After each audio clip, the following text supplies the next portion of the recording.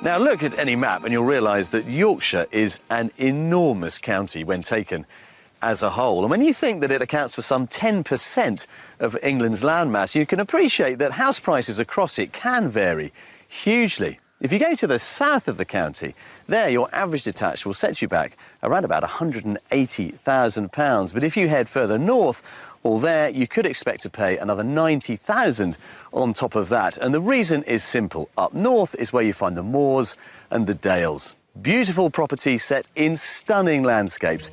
A wonderful draw for locals and visitors alike. So let's now meet today's buyers and find out which bit of the county they think is for them. Today's house hunters are mother and daughter Mel and Holly, who live in Worcester Park, Surrey. Mel, originally from North Yorkshire, is recently divorced and works as a speech therapy assistant. She has two daughters, Lily, who's about to go off to university, and Holly, who has just finished at sixth form college. They've decided that now is the time to make their move to the country. I lived here nearly 8 years, and the area is quite busy and congested, and we'd like to escape that.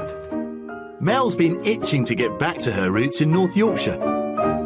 I've been thinking about moving to the countryside, and especially to move back to the northeast for about 13 years, but it's been put on the back burner. So now I've got an opportunity through getting divorced and selling this house, and now I can fulfil my dream. And Holly is a keen amateur photographer. I've just finished sixth form and I'm in a temporary job at the minute, so I have no real ties here. So yeah, it'd be nice for a change, maybe pursue my photography passion. Yeah. Got quite a few connections up north anyway, so that'd be nice. Yeah. But Mel has really missed the northeast during her time down south. I love everything about North Yorkshire. I love the dales, I love the moors, the villages. Yeah.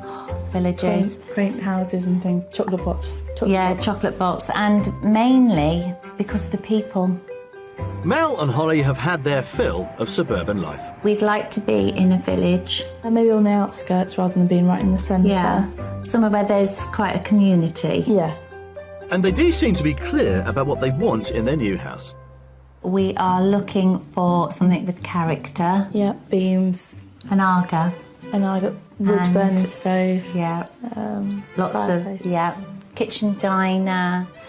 3 bedrooms would be great. We would quite like to have something like holiday lets, to have something where there's potential of some business and income. Life in North Yorkshire will be very different to living in the southeast. A bit nervous. Obviously, it's a big change. I'll be moving away from half my family, some friends and things, but it'll be... But I'm very excited about it. I'm very excited. Because I'll be with my family for the first time in 26 years. Yeah, and there'll be a lot of opportunities and things for us up there. Yeah. Mel and Holly are keen to move to a village property within easy reach of family in Darlington. But before our search begins, I'm meeting them to learn more about their proposed rural move. Well, Holly, Mel, welcome to Yorkshire. Welcome back to Yorkshire for you, Mel. This is home, isn't it? Yes, it is, yeah. Now, it's obviously your idea to come back up here. Did you take much persuading? No, not really. I'm in between jobs at the minute, so I'm happy to move. Be a new chapter for me and open some new opportunities for me. So. What are you going to do with your spare time? Because there's so much on offer up here. Yeah, we want to do a lot of walking, don't we? Yeah. Maybe get some dogs. And photography. And then I'd like to shadow a professional photographer here. And So give us an idea of the sort of property that you've pictured, Mel, for your return to this part of the world. It's got to have character, definitely, because we live in quite a new house, don't we? So it's got to have character. And are there any real no-nos in your wish list? No new builds, no bungalows. No bungalows? I'm too young. So something nice and pretty, that I think is a given. But what does it need to have? How many bedrooms do you need, for example? Well, it needs to have 3 bedrooms and possibly 4, but we're quite relaxed on that. Yeah. So. And what about outside space, Holly? We'd possibly like a potential to maybe have holiday lets or extra space, maybe to put up yurts or something in the garden. Ooh, bit of glamping, maybe. Bit of glamping. Yeah. Let's talk about the budget then. How much do you want to spend on this whole move? 375,000. If you take £375,000 all the way up from Surrey, Yeah. the horizon does get much Yeah. broader Yeah, it does. and much prettier. Yeah. And that's the really exciting thing. We've got 3 really interesting properties to show you, one of which is our mystery house. Mm-hmm. Yeah, so it'll be interesting to see what you make of it. Right then, let's go. Come on. Mel and Holly have £375,000 to spend on their new home. They'd like to be in a village setting within easy reach of family in Darlington. They're after a 3-bedroomed house with a large kitchen diner and a garden. Although the house is their main consideration, if it did offer a business opportunity in the form of land or outbuildings, that would be a plus, although that might be tricky to achieve within the budget. We've lined up 3 varied properties to show them over the next couple of days, but I won't be revealing the price tags until the end of each house tour. Finally, our mystery house will challenge what they think they want and test how much vision they have. I want to wake up to that view every morning, that's all. Yeah. Well, everywhere too. you look, you are just spoilt for views. But what about your long-term future, Holly? Are you thinking that you might be buying a home of your own up here in a few years' time? Depends on when I leave the family home. Wow. Yeah, what do you think, Mum? She did say she was going to live with me till she's 36. Wow. So you've got another 16 years.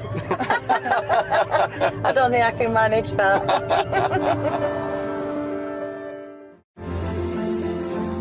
Our first property is in the village of Melsonby, 6 miles from Darlington, so convenient for visiting Mel's family. It's an attractive village with a green at its centre and a brook. There's a selection of old cottages, and the property we're showing them is right in the heart of things. It's an old stone barn, once a cowshed, that was converted into a home 28 years ago. It's been completely refurbished and restyled by its current owners. OK, ladies, come on in. To property number 1. What do you reckon? Lovely. Absolutely lovely. Yeah, it's really nice, actually. Very pretty. I suppose the obvious thing to say is that it is technically Single.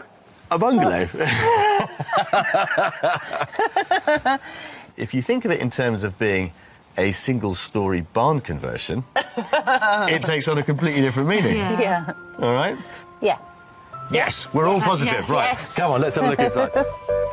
Sadly, it doesn't offer business potential either. Come in, Holly. There we are. What do you reckon, then? Yeah, really nice. Yeah. It's lovely. Yeah. Quite modern, isn't it? Yeah. It's very modern, but it does have this nice country feel, Yeah. the way the units are finished, this nice duck egg blue. Through there is the utility room, boiler and so on, and access to the courtyard. So all the white goods are tucked away. Yes, very nice. Now, how's the bungalow thing going with you? Yeah, it's all right. It's not bothering me too much at the minute. Yeah, I think we need to see the rest of it and see Yeah, and then what we make a think. decision. Yeah. Yeah, come and have a look at this.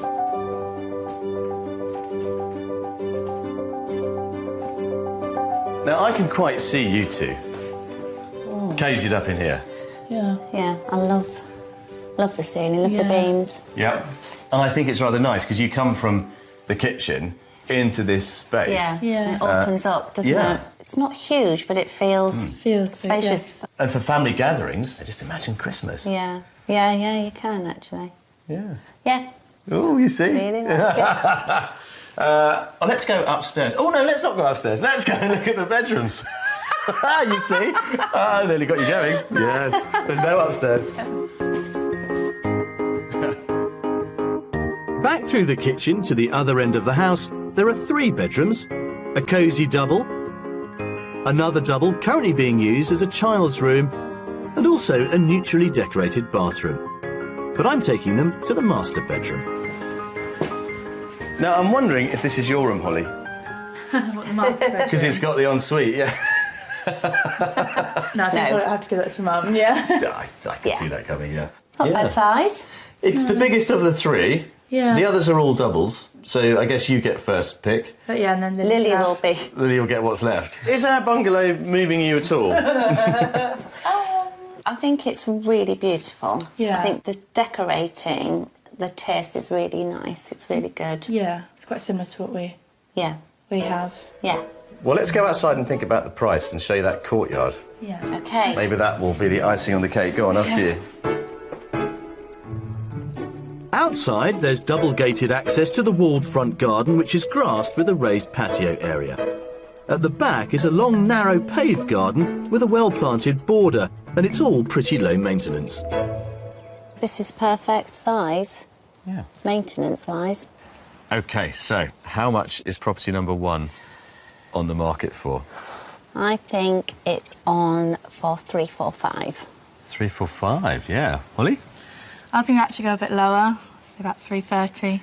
You have clearly done it before, because it is on the market for £345,000. Yeah. How about that? 1-0 We need to it, yeah. 1-0. Yeah, but, you know, it's your first go, Holly, so I think that's fair enough. And I like your optimism coming in a little bit under that. 345. Oh. Yeah. OK, go and have an explore, and I will catch up with you a little bit later. OK. Off you go. Thanks. For £30,000 under their maximum budget, this single-storey stone barn conversion provides an enormous open-plan kitchen dining room, an impressive sitting room with vaulted ceiling and 3 bedrooms, with the master being ensuite. And outside, there are low-maintenance gardens.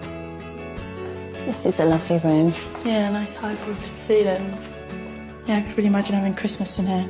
Yeah, with a Christmas tree. Yeah. I think my favourite room in House 1 is the kitchen. I like the open plan space. And secondly, I think probably the lounge because of the high ceilings and the beams. I think the problem with house number 1 is that it's 1 storey. Obviously at home I'm used to having 2 storeys, so it's something that I'd have to get used to if we were to move here. My overall thought on property 1 is it's a beautiful house. It's in a beautiful location. I think I just would struggle with the 1 level. Well, that's it. 1 down, 2 to go. Yeah. Is it a contender? We need to see the others, don't we? Yeah. First. That's what everybody says. Yeah. Come on.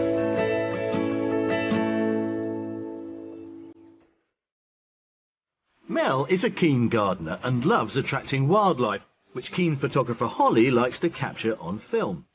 So we've arranged for them to visit Harlow Car Gardens in Harrogate. They're meeting nursery manager Andrew Wilcox. Hi, I'm Holly. Hello, Holly. Hi, I'm Mel. Hello, Mel. Welcome to Harlow Car. What part of the gardens are we in now? We are on what is been known for years here as the Broadwalk, which is the herbaceous borders, and we put in a wide and varied range of plants which provides a longer period of time for the insects, particularly bees and butterflies, to gather more pollen and nectar from as early as April right through until October. We'd like to really encourage wildlife in our new garden, in our new home. So what sort of plants would encourage bees and butterflies? Generally, you're looking for plants that are bright and vibrant, in particular the Salvia sylvestris, which is excellent for honeybees. Lavenders are excellent as well, particularly for bumblebees. There's another part of the garden, the wildflower garden, which is built up of native flowers, things like oxeye daisies and ragged robin, which are excellent pollinators for our bees and butterflies. And also in that meadow there's a lot of grass which looks like an untidy mess, but it provides excellent food source for the butterfly caterpillars, so that it can actually produce the full life cycle in their own sort of nature reserve, if you like. Armed with top gardening tips, Holly and Mel are now meeting wildlife photographer Simon Roy. What do you find the easiest to take pictures of in wildlife? Well, probably garden birds, because you can get them in the garden using feeders, especially in winter and spring. So what's the best weather conditions? Probably the best weather conditions is like today, sunshine through white cloud. If it's too sunny, it can ruin your photography, especially white flowers, because the exposure is too difficult. So what are you photographing now? I'm just trying to shoot through the yellow flowers and the white flowers, and see that red flower there? Yeah. I'm trying to sort of use the rules of composition, and I'm just trying to blur the foreground and background foliage, try and isolate the subject. Can I have a go? Yeah, of course, yeah.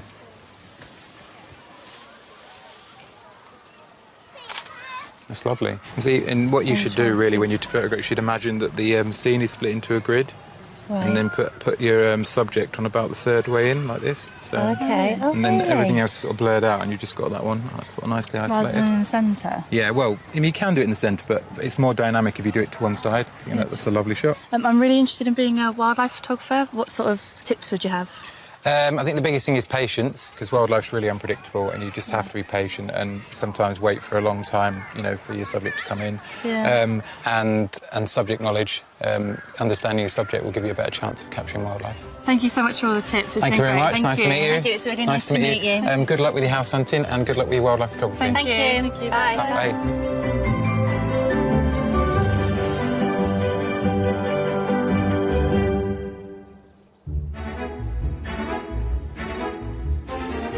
It's the second day of our property search, and on a budget of £375,000, we're in North Yorkshire, seeking a rural retreat for Mel and Holly from Worcester Park, Surrey.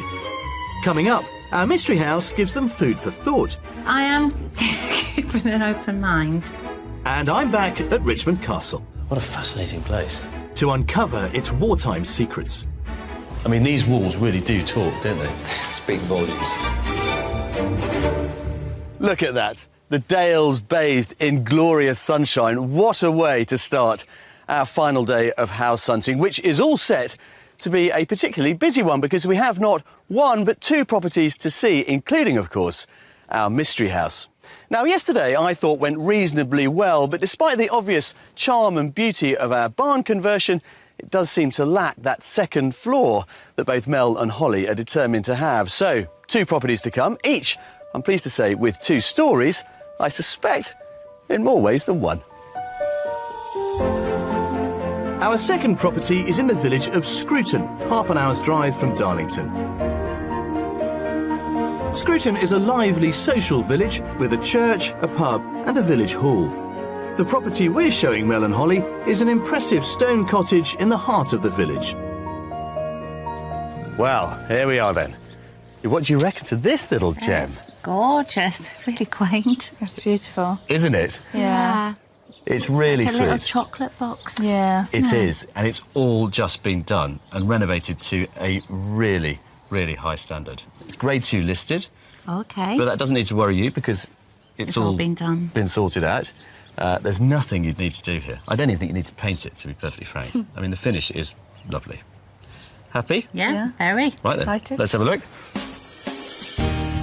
While there's no obvious business opportunity here, I think this house will really wow them. Right, look at this. Aha. Lots to tempt you with. Let's start in here. Oh, wow. I love this. Yeah? Yeah. Love it. This is the living room. It's not the only reception space you've got. It's mirrored by the dining room, which is across the hallway. Yeah. Similar sort of size, similar spec. They've both got fireplaces. All the fireplaces here work, Right. which is really nice. And I think this is a great indication of the sort of finish we can expect around the rest of the property. Yeah. It is lovely. Yeah, I love the beam. Holly? Yeah, I'm a bit speechless. I love the beam, yeah. It Yeah. feels nice. Yeah, it's a lovely feels- feeling to it. It's very homely. Now the kitchen is through here. Okay. It has something in you are going to really love. Come and have a look at this. There you go, Mel. Didn't you want one of those? Oh, my goodness. Yes. I wanted a range. That's lovely. Yeah? A gorgeous fitted kitchen. And this is lovely. How about that for a larder? Oh, very nice. That is very nice. That's nice and big. It's gorgeous, isn't it? Yeah. It's not the huge kitchen diner, but I don't think it matters. No, I don't think it would do the house just as if it was a big kitchen diner. no. Yeah, it's very fitting. I don't think I would change it, actually. No, Great. Lovely. Come through here, have a look at this. Now this, to me, is one of the really clever bits in this renovation. You've got the old house behind us, you've got the old outhouse and garage, and they've linked the whole thing with this, well, amazing garden room. What a family space. Oh, and it's beautiful. And then through there, really well equipped utility room, fridge freezer is out there, and then a door through to a garage. So you've also got off-street parking if you need it. That's good, isn't it? Yeah. It's beautiful. What a lovely addition. Very sociable area, isn't Yeah. it? Happy, Holly? Yeah. Yeah, I really like it, yeah. Come on, let's get upstairs, because there is an upstairs, you'll be pleased to know. Through the garden room, there's a study, and next to it, a cloakroom with shower. We need to go up here. The cottage has a steep staircase leading to 3 bedrooms, a large double with a hand basin, a smaller double being used as a dressing room, and it has a beautifully fitted bathroom with another shower. And then finally, Mel, this is yours. Gosh. Wow. Oh, this is lovely. Yeah? Yeah. And your room is not a lot smaller than this. No, it's next not. door. It's not. Really? No, this is beautiful. It's lovely. Isn't it? Yeah. I think you've hit the nail on the I'm feeling a head. bit tearful. Yeah? Yeah. Yeah. You can see really yourselves lovely. in here, I then? really, really do like this. Yeah. Well, let's get out of the garden, get some fresh air. Talk about the price. Go on, Holly. Okay. Open that door. So this place has hit the mark, but what will they make of the outdoor space? The cottage has a formal front garden enclosed by hedging, and at the back is a private garden with patio area. Come on then, let's have a sit down and relax a while. Back garden, obviously, nice and secluded, as you can see, but I think it just kind of complements a really nice package. Does. So, Holly, I'm going to get you to guess the price first. Where is property 2 on the scale of things? I think it's at the top end of our budget, 375. Yeah. I guess. Yeah, top end. Yeah, I was going to say that. You can agree. I think I'll be a bit different. I think it is 365. I hate you get it right all the time. You did, yeah. I'm too good. 365,000. And it really is It 365. really is. It really is. I'm really good at this. So it's just under budget, but nothing to do. No. Nothing to do. You could literally move in. Nothing, just put your furniture in. Why don't you? Yeah. Go and have an explore and see where it might all go. Thank you. And I will catch up with you later. I think I might just stay here and cool down because, believe you me, our house tours really are hotting up. This Grade 2 listed stone cottage is priced £10,000 under their maximum budget and is in mint condition. It has a beautiful country kitchen with range, a bespoke conservatory and 3 bedrooms. There are private gardens front and rear, as well as a garage. I love this room. Yeah, it's a lovely room. I don't think I'd have it as a dining room. I think I would probably have it like another snug and have a sofa bed, like if people wanted to come and stay. Yeah. And I'd have a big TV on the back wall. Yeah. I love House 2. It doesn't need anything doing to it. You can move straight in. Love the kitchen. The conservatory is fantastic. Love all of it, really. I could really see house number 2 as a contender. I think me, Mum and Lils would be really happy here. So that's it then. Property 2 is done and dusted. An absolute gem. Clearly top of the list at the moment. Yeah. Yeah, definitely. Beautiful. So our mystery house has got some competition. It has. Let's go and see it.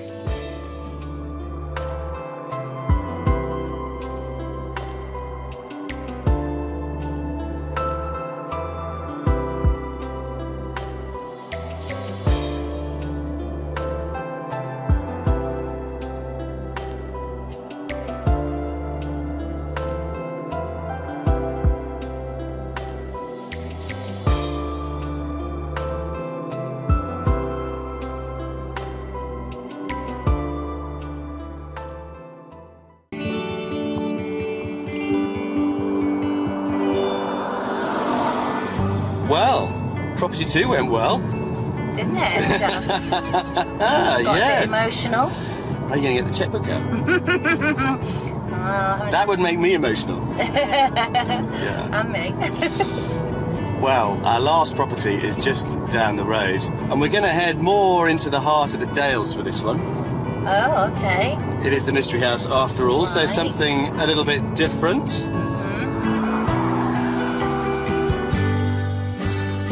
Our final property, the Mystery House, is in the village of Carperby, which is situated 30 miles from Darlington, so quite a bit further than the other 2 houses for access to family. Carperby is a small village in the Dales with a well-known hotel, the Wheatsheaf, where author James Herriot and his bride spent their honeymoon. In the heart of the village, a high-stepped cross dated 1674 tells of the time when there was a regular market here. Our house is stone-built and sits in the centre of the village. It's very different from the other two houses, as it offers a separate annex which could offer real business potential, but this house does require some imagination. Right then, here we are, Mystery House. Now, it used to be a bungalow, but it's not anymore. 20 years ago, they put a second floor on.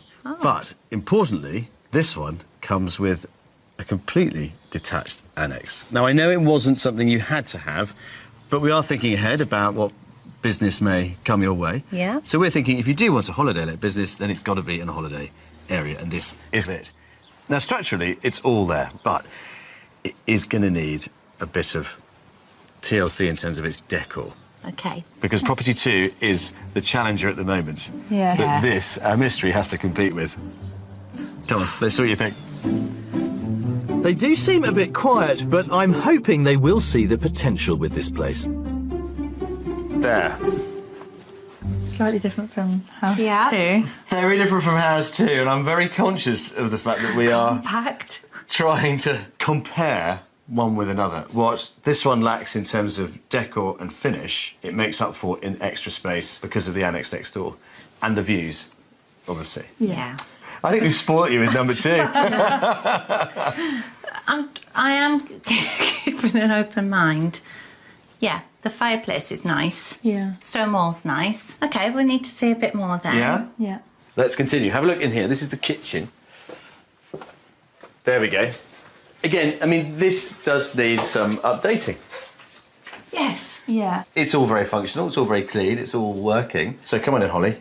Don't bottle it up. What are you thinking? There's no cosy, warm feeling, and obviously things aren't quite to our taste. You're struggling with this because you've never really had to consider what to do with the property before, have you? No, I haven't. So, yeah, it's quite difficult to see past the current decor, I think. Well, look, there's lots to see here. Let's go upstairs and then we'll go out to the annex. So they're not taken with it so far, but I'm really keen that they remain open-minded, as there is so much more to see. Downstairs, the house also has a dining room, as well as a 4th bedroom. Upstairs, there are 3 bedrooms, a double being used as a single, a good-sized double and a large family bathroom with corner bath. And then this is the master, Mel. Yeah, this is nice. Yeah? Good size, yeah. Has an ensuite shower room and, of course, those views. Views are beautiful. Yeah. The main property itself is, frankly, almost as big as the annex. Right. So actually, you could pick and choose as to which one becomes the main house. I don't know, it's maybe a thought to have. Yeah. Yeah. So let's go and have a look at that, and then we'll enjoy those views. Talk about the money, yeah? I'm hoping that they'll like the annex. It's currently used as a workshop, but it could easily be subdivided and let out to provide income. There! Wow. It's huge inside. So it's arranged over 2 levels. We're going to start with this one, though. What do you think of this? Wow. Do you see what I mean? The footprint of this annex is huge. Yeah, it is huge. This is massive space. That door through there is a separate storeroom. That could become, for example, a bathroom. Yeah. Yeah, If it yes, needed it to be. could. And upstairs, you've got already a kitchenette, a living room, and a double bedroom. So Yeah. this is just waiting for somebody to kind of take it on. You could make this a fantastic kitchen diner. Yeah, it's blank canvas, isn't it? Yeah. It's a bit more inspiring here. Yeah, definitely could use this space. Right then, money. Let's go and talk about it in the garden. Okay. Come on. Outside, the property has a rear south-facing garden with amazing views over the Dales. There we go. Now, the view that we keep talking about is of Pen Hill. There it is, and Wensleydale. It is gorgeous. And there, our mystery property, maybe 2 properties for the price of 1, who knows? So let's think about the price then of our mystery house. I think 285. 285. Mm-hmm. Holly? I was going to go a little bit higher. 320. But it's not 320, I'm afraid. It's on at 370. Oh.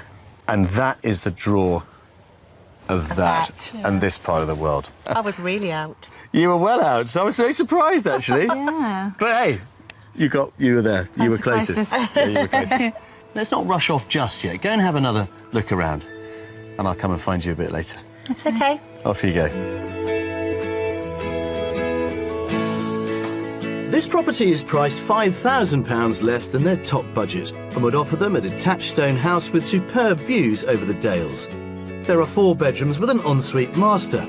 Next to the house is the annex with a generous downstairs room with upstairs living accommodation. And outside, there are south-facing gardens and also a garage. Oh, this is a great area, Holly. Yeah, it's a nice space. This would be brilliant for you, actually. Yeah, and just nice and friends and stuff in here. I really like the view at the Mystery House. It's not something that was offered to us in the first 2 houses, and I like that there's a potential for a holiday let business here. The price for the Mystery House was really high. I got a bit of a shock, but then it does have the holiday let potential, so it's actually 2 houses. But there's so much work to be done. Look at that. A lovely Dales scene. All our house tours are over. We need to sit you down and get you to think about all the options we've given you. Happy so far? Yep. Yeah. Yep. Very happy. Ready for a drink? Yes, please. Come on then. Richmond Castle is one of the finest and best preserved Norman castles in Britain. After the Norman conquest in 1066, William the Conqueror built castles across the north of England in an effort to control what he considered the unruly population of the north. I've come to meet curator Kevin Booth from English Heritage for a history lesson. Kevin. Jules, Very nice to see you, sir. This is gorgeous, isn't it? What a beautiful and slightly romantic place. There's something about these medieval castle ruins that have a bit of romance about them, but this was never intended to be a romantic place. Why was the castle sited here in Richmond? Richmond Castle is a point of force, and it's sitting on a promontory on the River Swale. It's got views both ways down the river, and this is a point of control over the north of England. But it's one of the very first fortresses like this that's built up here after William wins the Battle of Hastings. Yeah, I mean, it's only 4 or 5 years after William comes through the south of England. So what was the idea? It's control. It's a northern population that haven't yet bowed to the rule of the Normans. Now, the earlier Anglo-Saxon kings and lords weren't really known for their castle-building exploits. I mean, for the local population to see this rise out of the ground, it must have been, well, astonishing, really. This is Norman architecture being imported with the conquerors, bewildering, presumably, to the local Saxons. Now, in terms of what we can see around us, Kevin, which were the first bits to be built? I think we need to look up at that fantastic tower there, really. A classic piece of Norman design. It's quite small, it's quite compact, but it's a wonderfully complete surviving example. Now, Kevin, I am assured that the view from the top of the keep is absolutely fantastic. 139 steps to the top. Yeah, we'll start counting, shall we? The keep is 100 foot high and was built from sandstone in the 12th century. From the top on a clear day, you can see for over 40 miles, so advancing opponents could easily be spotted. There's your view, Jules. Wow, look at that. Fabulous. You can absolutely see how the town has grown up around this place. The castle is pulling in people, it's pulling in skills, it's a centre for money, for law and order, for justice, and it needs that town to support it, and the town requires the castle. The military importance of the castle in this area lasted around 300 years, but by the 15th century there was a lack of investment and it started to fall into decline. But the castle's history doesn't end just because it becomes a ruin. No, and certainly in the 19th century there's a great sort of resurgence of its fortunes, with the military adopting it, the local regiments based here. But as you get to the 20th century, there's a story with a very different slant, which perhaps we can go and see now. Absolutely, yeah, I'm going to follow you. During the First World War, although millions of men went to the front line, there were those who refused to fight on moral grounds, and they were called conscientious objectors. These men were given non-combative duties, but some had even stronger objections and ended up incarcerated here. Oh, now this is an atmospheric place. The centre of every castle should have its dungeon, while this one has a range of 8 prison cells. But absolutely covered in graffiti. Pre-First World War up to the 1950s, but focusing, especially for my interest, on the work of these 16 absolutist conscientious objectors. These men were known as absolutists because, unlike conscientious objectors, they refused any duties connected to the war effort. In 1916, they were held here and became known as the Richmond 16. So 8 cells on 2 levels, and if we go upstairs, we'll see the best examples of the Richmond 16. Yeah, what a fascinating place. So here we are. Jules in one of these tiny little cells. And this one probably has some of the most poignant material inscribed. They're so austere. So it's just lime wash and pencil annotation over the top. And a whole series of messages from the religious, the personal, to quite sort of bold and blatant political statements as well. That's interesting. The only war which is worth fighting is the class war. If the workers of all countries united and refused to fight, there would be no war. Isn't that incredible? It's a record not just of those 16, but actually of a whole series of people across 40 years who've ended up in these cells for somewhere disobeying their army orders. The government and the military are terrified of what the actions of a group of people like this could do for the morale and the capacity of the country to fight the war. How do we square their story with the role this part of the world has played in a military narrative? I see the absolutists of having made their own choice for free speech, their own statement about the ability, the rights of man to make those choices. Clearly conserving these buildings is a challenge. We don't open it to the public, but we are doing all we can to monitor, to understand the conditions that affect it, and then to rectify. Well, Kevin, thank you very much for this rather privileged and brief look into this story. It is a fascinating footnote to the story of the First World War. You're very welcome, Jules. Let's leave it to its damp past.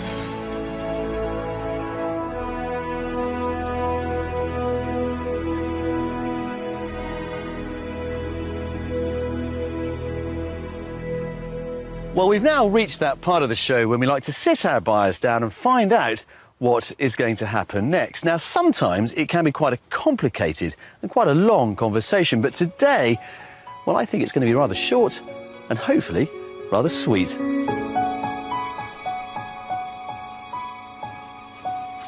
Ah, look at you, enjoying the evening sunshine. Well, girls, how are we doing? Good. Really well. Have you enjoyed the last few days? Yes, Yeah. thank you. We gave you 3 properties to consider. Let me have a stab at where we're at. Property number 1, our gorgeous barn conversion, was certainly affordable, but at the end of the day, you still thought it was a bungalow. Yes, single story. Our mystery house had in the past been a bungalow, and had then been much extended, but despite all of that, it still wasn't gorgeous enough, No. which leaves property number 2, which Yeah. I think you rather fell in love with. Yeah. Yeah, we loved it. Yeah, really did. Beautiful. So what happens next, then? Well, we've had a think, and I think the next step is that we need to get Lily involved. We'd really like Lily to see it, wouldn't we? Yeah. I think she'll feel quite similar to how we feel. I think she'll really like Yeah. it. She's got quite a level head, doesn't she? So. Yes. It is a beautiful house, but I have to tell you that we have heard that the owners are today considering an offer that has just come in. So you are going to have to be pretty quick about it. I don't know how fast you can get Lily up here, but I suggest you make a phone call and get her on a train right now, because it probably is a matter of a day or 2 before they accept that offer. But you're well within striking distance of bettering it, Yeah. Yeah. Okay. I would think. Yeah. I think it's a cracking house. It is. Yeah. And I think it really does represent a completely different way of life Yeah. from what you've known Yeah, in it Surrey. does. I mean, that's been all of your life, hasn't it, Holly, down Yeah. south? And for you, a chance to come home again now. It is. And a new life. Yeah. Yeah. Well, it has been a huge amount of fun having you on the show up here in Yorkshire. So all that remains is for me to wish you all the very best of luck, offer you a toast, Thank you. and perhaps remind you, if you do want property too, get your skates on. Cheers. Cheers.